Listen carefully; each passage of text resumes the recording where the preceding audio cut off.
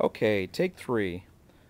Well, hello, this is Brian with the 40th Lane Garden. I've already done this video twice this morning.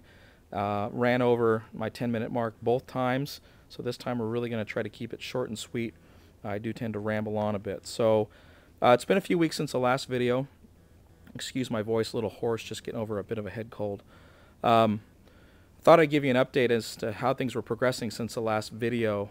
We've had a few events to note and some progress, as I'll show you in a moment. But let's take a look here. We'll just go bed by bed, and I'll tell you what's been going on. So here in this bed, we've got our broccoli plants are doing great. These have more than doubled in size since we put them in the ground about 5 weeks ago. So really exciting progress with these. Same thing with the cauliflower.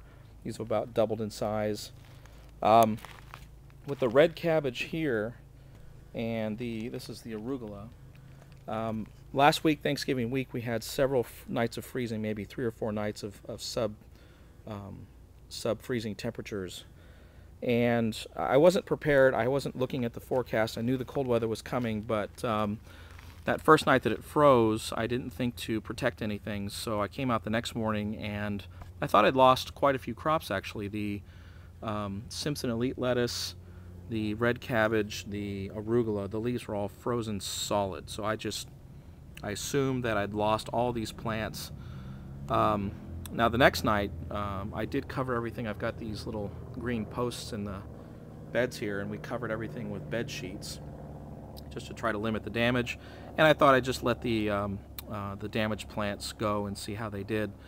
And here we are several weeks later, or a week later, and the plants are rebounded and they do fine. I see hardly any damage from the freeze, so that's really encouraging. So the arugula, the apple mint are doing okay. The artichokes totally unfazed. Over here in this bed, we've got this blank space is the spinach seed. So I put this in about 4 weeks ago, and we've seen almost zero activity. Now I do have one little seedling here, but I don't know if you can see that. I don't know if that's actually spinach or not. We'll just have to wait and see. But I'll leave this in place as an experiment.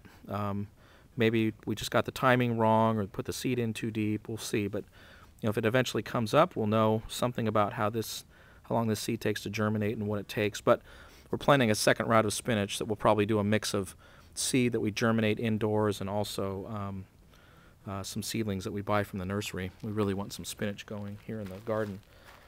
We've got our Thumbelina carrots, just 4 of them. They're doing okay. They've just about doubled in size. A little bit of damage from the frost on the leaves, but I think they're okay. The most damage we saw from the cold weather was here at the Simpson Elite lettuce.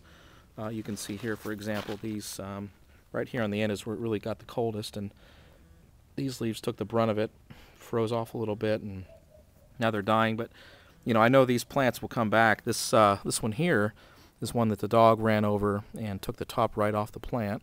I thought that was dead. I left it, and here we are a few weeks later, and it's actually sprouting again. So they look to rebound really well, and I might start actually cutting these back a little bit, harvesting some of these leaves, and just see what effect that has on their growth pattern. But for the most part, we got away with it when it came to the freezing weather. The third bed here, we've got our I should remember this. This is the Butter Crunch lettuce. Now this is interesting because the arugula and the Butter Crunch, I saw what I thought was not freeze damage. The leaves were frozen stiff, so I assumed I'd lost them. But these are obviously colder weather crops, so they seem to do very well with the cold weather. And what I noticed is that I cut these back right after I put them in the ground because the leaves were kind of long and starting to die off a little bit. Now they've become very compact. The leaves are very dark green and dense and almost shiny, so it's really interesting way they're growing. I'm hoping these leaves take off so we can start harvesting again, but just interesting behavior after that cold weather. We'll see what they do. This one's really starting to kind of spread out a little bit and maybe take advantage of that warmer weather. So the carrot seed, just an interesting note here. I planted these per the package in these 2 little furrows here, and no activity to speak of. Now, what happened when I was planting these, my daughter got hold of the package and dumped seed all over the place, and I thought I'd gotten it all, really small seeds, But what I'm seeing is these little clusters of seedlings. Oh, there's one here on the furrow, but here in the middle where I dumped the seeds out is a whole bunch of growth. Then the same thing over here. What I'm thinking is that those seeds that just fell on top of the ground are doing better than the ones that I actually put into the ground. Now the ones that I planted are the ones that I actually put into the ground in little, whatever they were, half-inch holes. Maybe they take longer to germinate. Maybe they won't come up. Maybe these aren't carrots, but we'll wait and see and just see how they do. It's all kind of an experiment and learning experience. The beets are doing great. These were the first seeds that we had germinate, and we've seen all but one come out of the ground, and they're doing really well. They've tripled in size here in just the last week, so we're kind of anxious to see what they'll do. Now we're missing one here, but hey, beggars can't be choosers, and maybe we will get 100% germination out of these seeds. The other herbs, basil, oregano, peppermint, all took a little bit of damage in the frost, but they're coming back. So just a little note about the peppermint. I was seeing some damage. Somebody was eating on the leaves, and I've been watching just a ton of videos on YouTube. There's so much useful content, people out there sharing their experiences, which is why I'm doing these videos. And one guy I really enjoy watching, he says, look, before you get into the pesticides, and not that he uses pesticides or we plan to, he makes all of his own natural pesticides, which we'll experiment with here as well.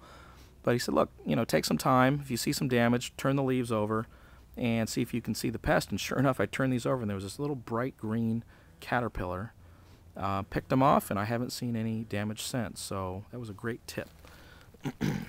Here in the last bed, we've got the Brussels sprouts, and these have about doubled in size as well. Really excited to see these come up.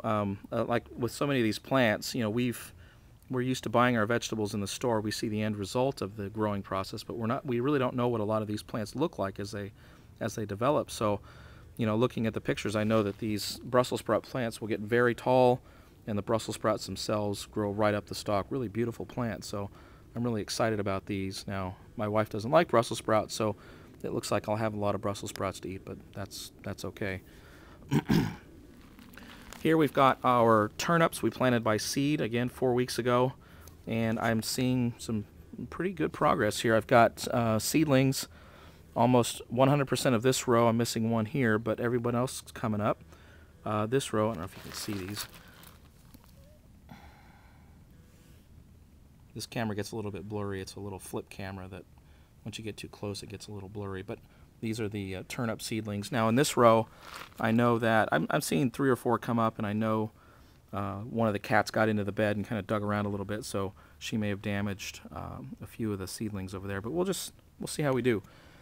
This is the most exciting part. This is these are the sugar peas, and we have almost 100% germination.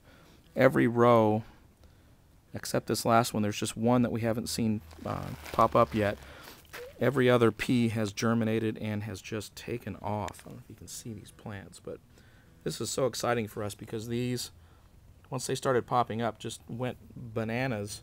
They've doubled in size since last week, and I would have guessed in the next week or two these might actually reach the trellis, and so we're really anxious to see how these peas do. So I've only got about a minute left.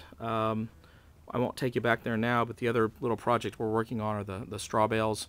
Those have been, just sitting back there, cooking as it were. I've been watering them every day. They've got soil and manure on them, so maybe in a month or so, we're planning to put tomatoes in those bales and just see how we do. So anyway, that's this week's update, Saturday, December 4th. The next week or two, we'll roll out a few more videos just talking about our plans for spring gardening and any more lessons learned since this video update. So anyway, thanks for watching, and we'll see you next time.